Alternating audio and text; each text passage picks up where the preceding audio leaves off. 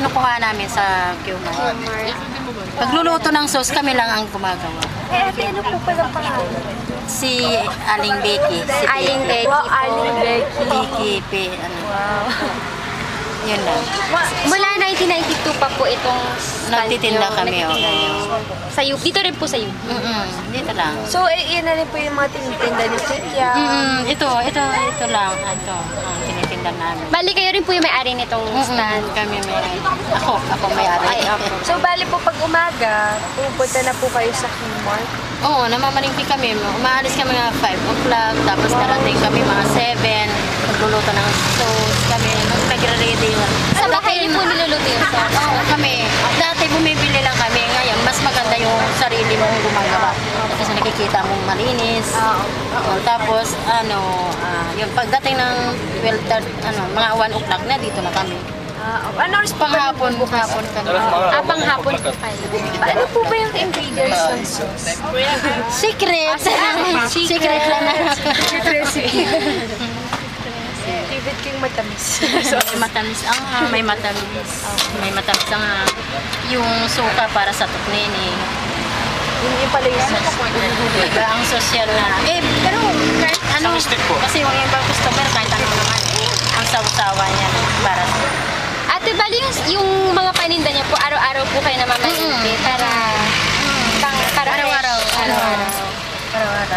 Tapos, kung saan, kunwari po yung itong mga naka-display, tapos kunwari po hindi nabili, saan nyo, tinatago nyo po pa or hinahayaan nyo? Pag katulad yan, hilaw sila, no?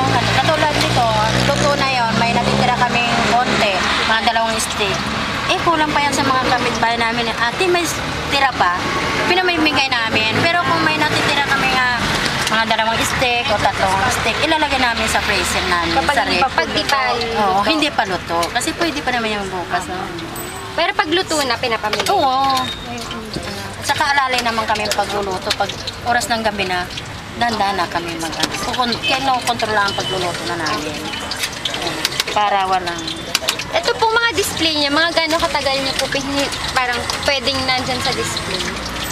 Buong araw. Araw. Basta araw-araw, 1 o'clock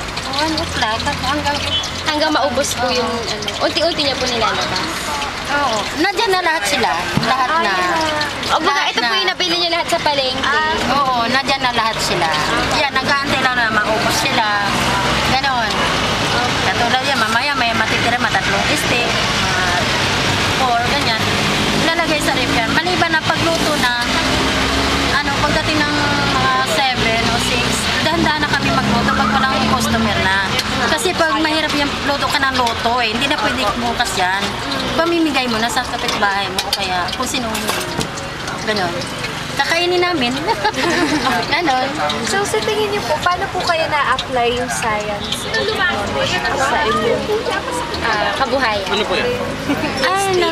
Basta simulat nung 1999 tinda ako. Doon kasi kami dati. Sa Lolo. Inano kami ng admin na magtinda. Na ayos naman ang namin. Sa tingin niyo po yung mga ginagamit niyo po Basta yung mantika, dapat araw-araw talaga palitan. Hindi pwede yung ilang gamit po pwede yung mantika sa isang araw? Mga 1 litro. 2 litro. 2 litro. Pang buong araw na ho? Oo. Pag may natitira kami konti, pang-prito na namin ang isda sa bahay. Pang-gamit sa bahay. Basta araw-araw siya papalitan kasi masama yun. Paulit-ulit. Masama yun.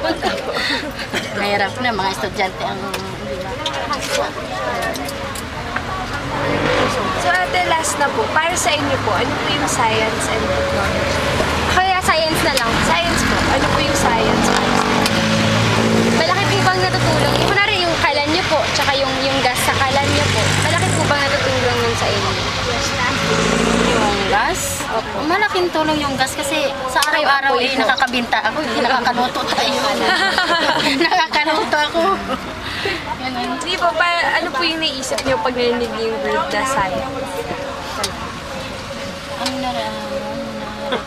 Ano na? Science. Ano na? Agham, gano'n. Science. Science. Teknolohiya. Ano po yung para sa inyo yung science? Mga experiment, mga Maganda. maganda. For you po, maganda yung science. Kasi Marami rin kami natutunan ng katulad yan. Wala na. Thank you po. Salamat po, ate. Ay, baka ano mo ako ah. Katulad sa channel si